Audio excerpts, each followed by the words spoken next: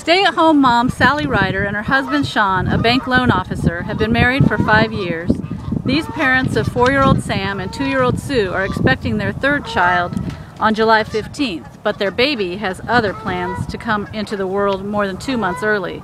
Here is their baby story, which begins 2 months into the pregnancy.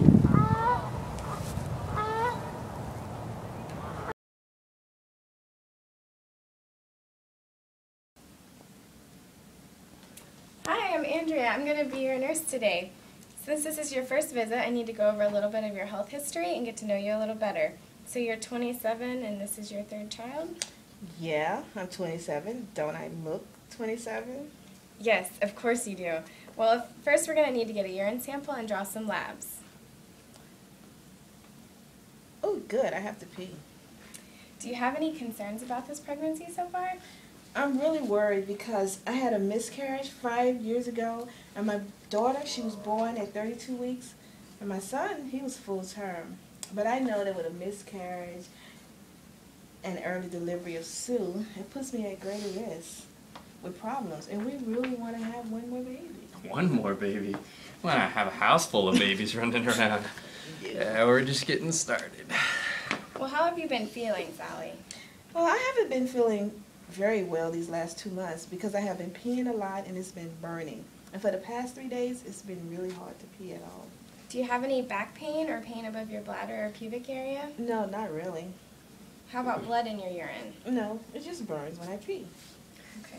Sally doesn't use alcohol, tobacco, over-the-counter medications, prescription medications, herbal or homeopathic remedies, or alternative healing practices.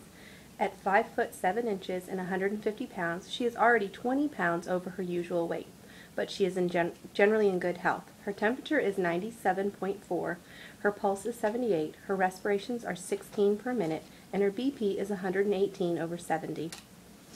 Well, your lungs sound clear, and your abdomen is soft, and your heart sounds are normal. But let's go ahead and get that urine sample to see what's going on with your urinary frequency and pain.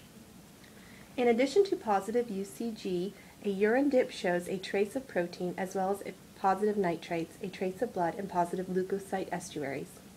Can somebody please tell me what that means?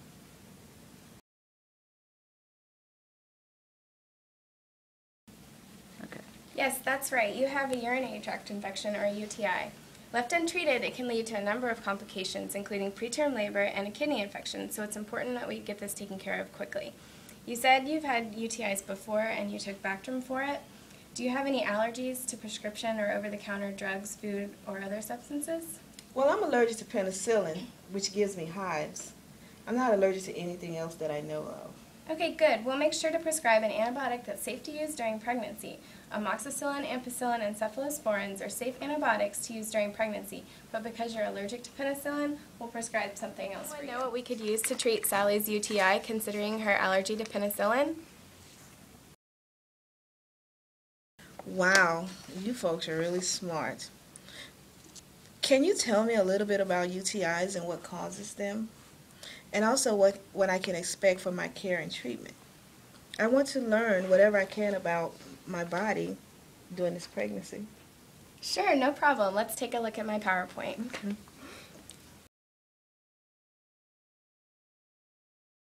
April 23rd, and Sally is back at the doctor's office for her routine 28-week prenatal checkup. Her weight is 170 pounds, up 1 pound from her last visit on April 9th, and her blood pressure is 122 over 74.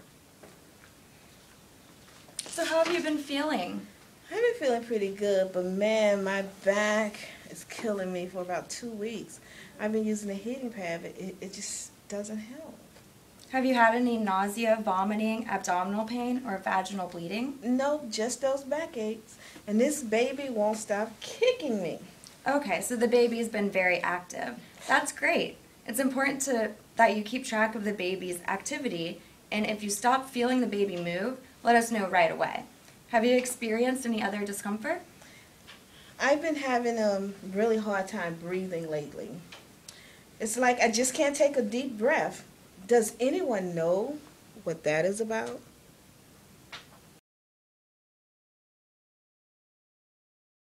Yep, the baby's growing more and more every day, and he's pushing upward on your diaphragm. So you've been feeling short of breath. Unfortunately, that won't get any better until the baby drops just before he's full term. Being pregnant is so overwhelming. What else do I need to know about what's happening to my body right now? That's a great question. Let's find out.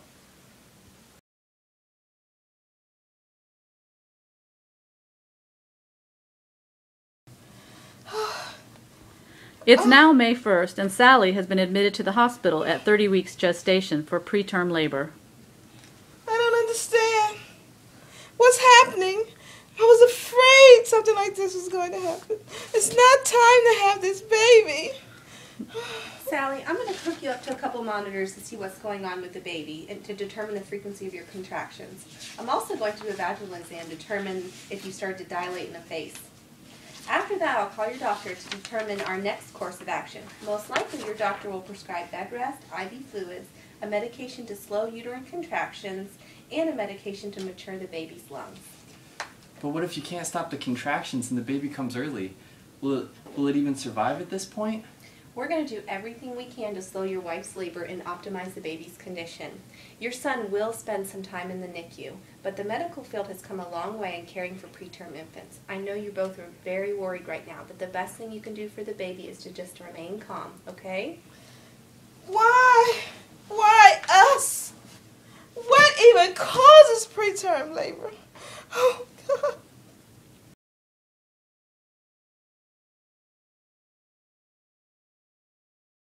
It's now May 4th, and Sally is in active labor. She is 10 centimeters dilated, fully effaced, and ready to push.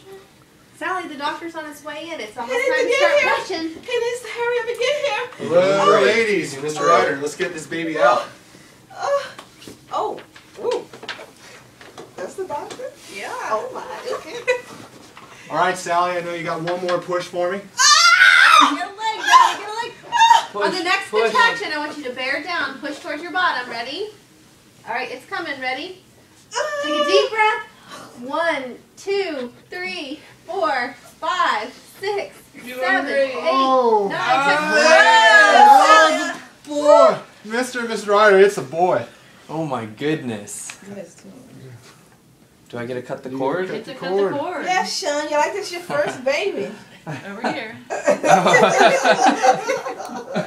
God.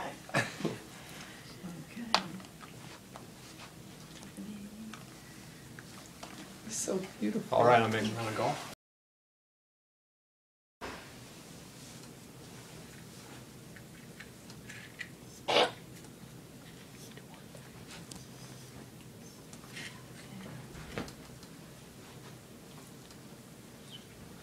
Okay, APGAR score at 1 minute is a I 5. want to see my baby. So Let me let's see get my this little guy baby. some oxygen What's and wrong some with my stimulation. baby? Sean, what's wrong with the baby? I'm going to continue with my assessment of Sally's baby and do another APGAR in a few minutes. Is he okay? He's doing great. Does anyone know what 5 areas are assessed with the APGAR scoring system?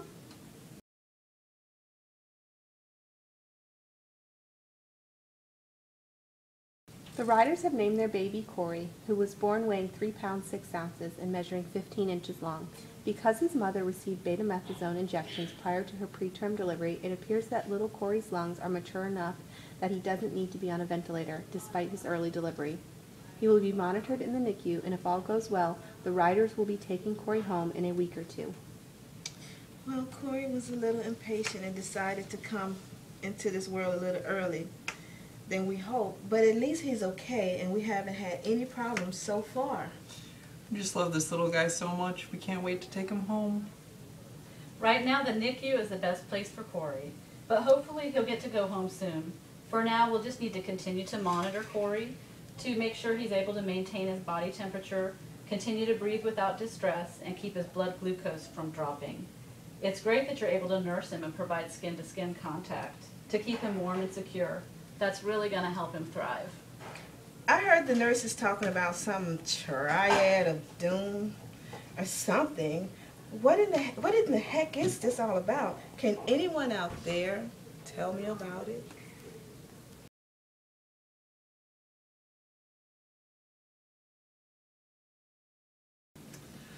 It's been a long couple of weeks, but we're finally ready to head home with our new little baby boy. You guys have been so wonderful. We're really going to miss all of you. We're going to miss you too. You guys take care. You already have your discharge paperwork, and you're going to have an appointment, a follow-up appointment with Dr. Keating in 1 week. Thank you. If you have any questions before then, you just give us a call. Thank you.